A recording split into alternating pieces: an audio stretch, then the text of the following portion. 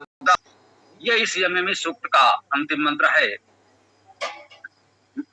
ओम अन्यम उसुत्वम यमि अन्या उत्वाम परिस्वजाते लिबुजायुर्वृक्षम तस्य वात्वम मनः इच्छा सह वातौ अधा कडुस्सुसम विदम सुभद्राम। देखिए इसमें अन्यम उ सु त्वम, अन्यम अन्य को, उ ही, सु उपसर्ग है, सुंदर उत्तम अच्छा के अर्थ में आता है। कहते हैं अन्य को ही, त्वम अर्थात तुम, उत्तम प्रकार से। देखिए यम यहां पर आया है, यम जो है ये संबोधन में है, अर्थात हे यमी। ठीक, तो कह रहे हैं हे यमी तुम अन्य को ही उत्तम प्रकार से और अन्य उत्तम और अन्य ही तुमको। ठीक, तुम अन्य को और अन्य तुमको। अर्थ अभी केवल इतना हुआ, हे यमी, यम संबोधन में है, हे यमी अन्यम ऊसो तुम, अन्य ही तुमको, अन्य को ही तुम। हाँ, अन्य को ही तुम और अन्य ऊत्वाम, अन्य ही तुमको। क्या करे? परिस्वजाते लिबुजायु वृक्षा।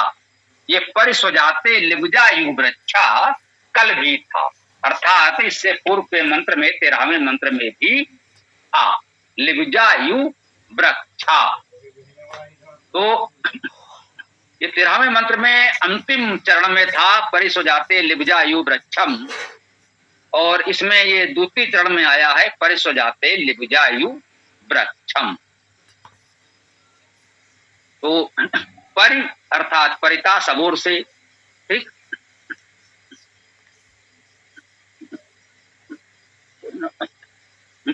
वृक्षम वृक्ष को, लिबुजायु लेपनकारी से उत्पन्न, या गूढ़ अर्थ में कहें लता के समान। लिबुजायु अर्थात लिबुजा के समान, अर्थात लता के समान। परिपरिता सबोर से, स्वजाते उत्तम उत्पन्न सृजन में धारण करें। देखिए इसमें धारण करे कल वाले मंत्र में भी जो मंत्रार्थ में लिखा है, ये धारण करे को हमने कोष्टक में लिखा, लता शब्द भी हमने कोष्टक में लिखा है। लिबुजायु का शाब्दिक अर्थ हुआ लेपनकारी से उत्पन्न। ठीक, रूढ़ अर्थ में व्यवहारिक दृष्टि से इसको लता कहा जा रहा है, तो लता हमने कोष्टक में लिख दिया है। और धारण करें क्रिया नहीं थी, ये 13वें मंत्र में भी मैं कल वाले में देख रहा हूं, तो धारण करें यहाँ कोष्टक में लिखा है। हम लोगों ने इतनी निष्पक्षता तटस्थता बरती है, प्रयास किया है कि मंत्र में जितना है उतना ही अर्थ किया जाए, और यदि कहीं उसको पूर्त करने के लिए हैं, हो और तथा भी जोड़ना पड़े तो कोष्टक में लिखा जाए। स्पष्ट रहे कोष्टक में है, अर्थात मंत्र में नहीं है, वाक्य पूरा करने के लिए लिखना पड़ा है। तो ये हम लोगों का रहा है कि इतनी निष्पक्षता तटस्थता बनी रहे। तो अभी हम लोगों ने पढ़ा अन्यम ऊसुत्वम यमि अन्या उत्वाम। हे यमि अन्य को तुम और अन्य तुमको, परिस्वजाते लिबुजायु वृक्षम। लिबुजा अर्थात लता के समान, वृक्षम अर्थात वृक्ष को। जो समझे कि जैसे वृक्ष को लता लिपट जाती है, वैसे तुम परिस्वजाते, परि अर्थात परिता सब ओर से, इस स्वजाते अपनों में जो है ना, स्वजाते जो स्वजन है हमारे, स्वजन है, कल भी ये बताया था। तो अपने स्वजन में जैसे वृक्ष को लताएं लिपटती हैं, वैसे ही अपने स्वजन से तुम भी लिपटो, लेकिन अन्यम ऊतुम, तुम अन्य को और अन्य तुमको। हमने इसका भावार्थ यही किया कि ऐसा न हो कि हमारा क्षेत्र, विचार, सोच बहुत संकीर्ण हो जाए और मैं और मेरा में ही लगे रहें। मैं हूं और एक मेरा छोटा सा परिवार है और बस नहीं। वो कह रहा है कि मुझसे अन्य, संसार बहुत बड़ा है, उसको बहुत छोटा मत करो, अपने सुख को सुख विस्तृत कर लो, सबको सुखी बनाओ। तो ये आदर्श ही वेद का है। तेरे मुझसे अन्य, अन्य लोगों के साथ भी तुम्हारा सामीप्य, निकटता, प्रेम भाव होना चाहिए, केवल अपने परिवार तक सीमित न रहे। सुजाते कहावे कि अपने स्वजन के समान अन्य लोगों को भी अपनाओ। ये एक उत्तम भाव, एक संदेश हमें इस मंत्र से प्राप्त होता है। कहते हैं तस्य वा त्वम मनाः, इच्छा सह वा त्वम तव भी करें। तस्य अर्थात उसका, वा अथवा, त्वम तुम, ठीक, तुम उसका, तुम अर्थात तुम, तस्य उसका, वा अथवा करें, अथवा तुम उसका, और मना इच्छा, मना उसका मन, उसका मनन विचार। देखिए मना का अर्थ मन सीधे सीधे किया जा सकता है और ठीक भी है, लेकिन मना शब्द का अर्थ क्या है? मन धातु है, मनन करना, विचार करना के अर्थ में है। तो मना का शाब्दिक अर्थ हम ये कर सकते हैं तुम्हारा मनन, तुम्हारा विचार, या तुम्हारा मन, मतलब जो हमारे अंदर विचारशीलता है उसी को तो मन कहते हैं। मन ही तो सारे विचार करता है। तो चाहे श्लोक में कह दें तुम्हारा मन, तुम्हारा मनन विचार, तो बात तो वही हुई। तो कहते हैं कि उसका, तुम उसका अथवा मन इच्छा सह वा तो, तुम उसके मन इच्छा, ठीक, कह रहे हैं तस्वा तुम मना इच्छा, तुम उसका मन इच्छा अथवा वह तुम्हारा मन इच्छा।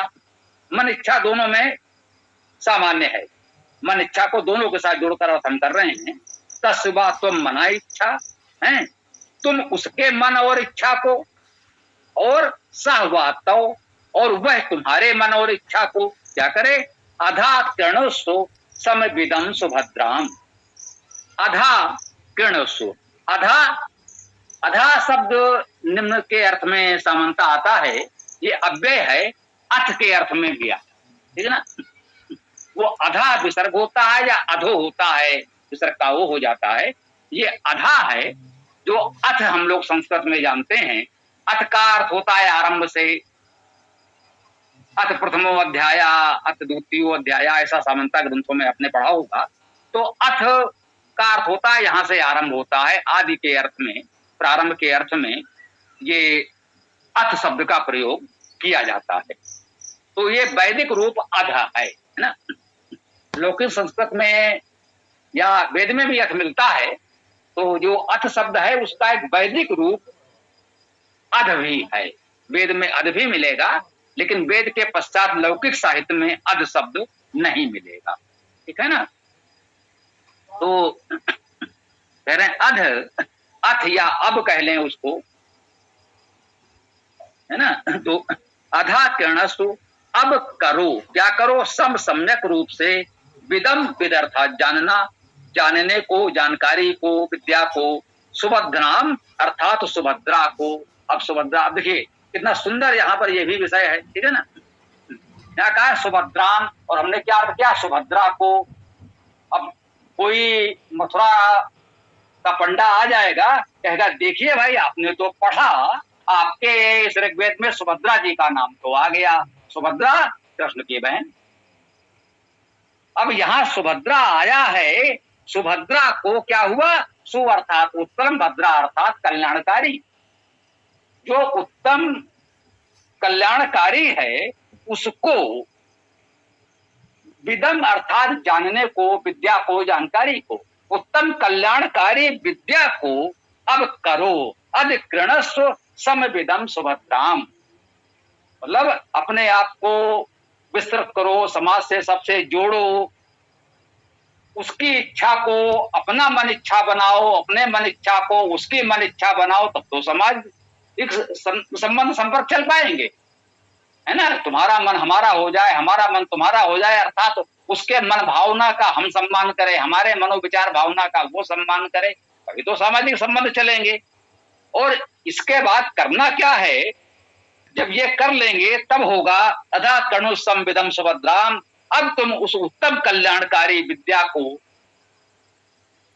करो, जो ये कल्याणकारी विद्या, अब हम उसको कहेंगे वेदवाणी। अब वेदवाणी शब्द तो इसमें नहीं आया, कल्याणकारी विद्या आया, तो उसका हमने भावार्थ लिया कि हाँ भाई इस कल्याणकारी वेदवाणी को, चूंकि वेद तो पढ़ ही रहे हैं तो उसका संदर्भ ले रहे हैं, उस कल्याणकारी विद्या को अर्थात वेदवाणी को करो, मैंने इस वेदवाणी को पढ़ो, इसका पठन पाठन करो और जीवन में अपनाओ।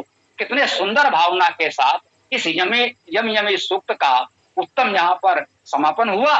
लेकिन अब हमसे पहले जिन लोगों ने भाष्य किया है, अब यदि किसी को अच्छा नहीं लगता तो ये उसका मनोरोग है। जो हम कहते हैं कि भाई मिलावट तो हुई है। सायण के भाष्य में कहा जा रहा है कि यम यमी सगे जुड़वा भाई बहन हैं और वो एक दूसरे से विवाह का जैसा प्रस्ताव दे रहे हो। अब ये कह रहे हैं कि जैसे वृक्ष से लताएं लिपट जाती हैं, तो हे भैया तुम मुझसे लिपट जाओ, मैं तुमसे लिपट जाऊं। तो भाई बहन इस तरह से कहें तो कह रही है कि वो बहन कह रही है कि भाई हम तुम्हारे साथ लिपट जाएं। भाई कह रहा है नहीं नहीं नहीं, मेरे अलावा तुम किसी और को खोज लो। बोला अब इतने निम्न स्तर की बात आपके ऋग्वेद में होगी, ये तो निश्चित रूप से हास्यास्पद है। हम अपने विरोधियों को, विधर्मियों को, विपक्षियों को स्वयं ही हथियार अपना तलवार दे रहे हैं कि लो मुझे मारो। ये वाली स्थिति हो गई। यदि हम ऐसा अर्थ करेंगे, वेद के जो गरिमा है, गंभीरता है, जो उसका स्तर है, वहां पर इतने हम नीचे गिर के उसका अर्थ करेंगे। तो सायण ने कहा कि दोनों जुड़वा भाई बहन है, ठीक। अब हमारे महान आर्य समाजियों ने क्या किया, उनको लगा भैया भाई बहन तो ठीक नहीं लग रहे, कुछ बहुत अधिक हो गया, तो ऐसा करो इनको पहले से पति पत्नी बना दो। तो बोले जमजमी भाई बहन नहीं है, ये पति पत्नी है। अच्छा भाई पति पत्नी है तब क्या है? पति कह रहा है हे पत्नी तुम मुझसे नहीं, जाओ किसी और से लिपट जाओ। क्या मतलब, इससे ज्यादा उपहास परिहास, इससे अधिक हास्यास्पद क्या होगा? अब आर्य समाजी मूढ़ यदि ये कल्पना कर रहे हैं कि पति अपनी पत्नी से कहे कि तुम मुझको छोड़कर मेरे अलावा किसी और से जाकर लिपटो, किसी और पुरुष के साथ इस तरह से संबंध करो, तो ये वेद की गरिमा के अनुकूल तो नहीं है। तो सायण ने यदि वेद की गरिमा गिराई, जुड़वा भाई बहन के बीच इस तरह के संबंध की कल्पना करके, मंत्र में तो नहीं है, मंत्र तो पूरा मैंने आपके समझ पढ़ दिया, पूरा सूक्त पढ़ दिया, पूरे 14 मंत्रों की व्याख्या हो गई, पहले भी हम कर चुके हैं, वो आपके पास उपलब्ध होंगे। पुनः एक बार इसको हम लोगों ने कर लिया क्रमशः, ठीक है। पूरे 14 मंत्र हो गया, 14वां मंत्र कर दिया गया, ठीक है ना। पूरे 14 मंत्र हमने पढ़े, शब्दसार्थ पढ़ा, पूरे व्याकरण के साथ धातुजर्थ पढ़ा, और कितना सुंदर अर्थ, कितनी सुंदर भावना इस यमयमी सूक्त में व्यक्त हुई है। अब सायण जी को तो हम फिर भी हम एक बार क्षमा कर सकते हैं कि वो लोग कहीं परंपरावादी तांत्रिक साधक उपासक थे और तंत्र साधना के प्रवृत्तियों के कारण ये सब बातें कल्पना में उनमें आ गई, क्योंकि तंत्र साधना में मध्य मास मीन मुद्रा मैथुन पंचमकार उनकी साधना के अंग हैं। तो उस मनोभाव के कारण जब उन्होंने ऐसा कुछ कल्पना कर लिया, मिलावट कर दी, कुछ ऐसी बात कह दी, तो एक बार तो उनको हम क्षमा भी कर दें। लेकिन जो बिल्कुल सत्य की खोज का दावा करते हैं, जो कह रहे हैं नहीं सायण ने सब चौपट कर दिया, बहुत अशुद्ध कर दिया, असत्य कर दिया, पूरे वेद का भाष्य ठीक नहीं किया, सब असत्य भाष्य है, आपने बहुत ठीक किया, बहुत सत्य किया, बड़ा सुंदर कर दिया, लेकिन उस मलिनता से आज भी बच नहीं पाए। इस वेद को खैर आप क्या बचाएंगे, वो तो परम पवित्र है, उसको तो कोई मलिन नहीं कर सकता। यदि सायण के मन में उनके तांत्रिक साधक होने के कारण कुछ मलिनता थी जो उनके भाष्य में दिख रही है, तो भैया आप तो महान सुधारवादी हैं, बड़े तर्कशील हैं, बड़े शुद्ध पवित्र ब्रह्मचर्य भावना वाले हैं, आपके अर्थ में भी यहाँ इस तरह की बातें हो रही हों कि पति कह रहा हो अपनी पत्नी से कि मुझको छोड़कर जाओ, किसी और पुरुष से लिपट जाओ, तो इससे ज्यादा हास्यास्पद, निंदनीय और लज्जाजनक बात और क्या हो सकती है। तो इस पर हमें निश्चित रूप से विचार करना चाहिए। जो सत्य है वो हम कहेंगे, बिल्कुल कहेंगे, बहुत स्पष्ट रूप से कहेंगे। किसी को अच्छा लगता है स्वागत है, नहीं लगता है उसकी इच्छा है। हमारा उद्देश्य किसी की निंदा करना नहीं है, किसी की आलोचना करना नहीं है, किसी का खंडन करना नहीं है। जिनका ये स्वभाव है कि सबका खंडन करते रहो, सबसे विवाद करते रहो, हम लोगों का ऐसा कोई स्वभाव नहीं है। लेकिन जो सत्य है वो तो रखा ही जाएगा। हमने अपना सुंदर अर्थ किया, सब लोगों को अच्छा लग रहा है, फिर लोग ये प्रश्न तो करते ही हैं कि भैया सायण जी ने ऐसा किया और समाजियों ने ऐसा किया, आप ये अलग से अपना भाष्य क्यों कर रहे हैं? तो भैया इसीलिए करना पड़ रहा है कि सायण ने जो अपने मन की मलिनता उनके भाष्य में झलक रही थी, और समाजियों ने भी उसको ओढ़ रखा है, लपेट रखा है, उससे वेद को मुक्त नहीं कर पाए हैं। तो वेद को इस मलिनता से, इस मिलावट से पूरी तरह बचाने के लिए हमको अपना ये वेदभाष से परिश्रम करना पड़ रहा है। ये संदेश आप लोगों से यही हम अनुरोध करेंगे कि अधिक से अधिक लोगों तक पहुंचाएं। इस हमारे मंत्र व्याख्या को प्रयास करें कि अधिक से अधिक लोगों तक पहुंच जाए। ये आपका दायित्व है। ओम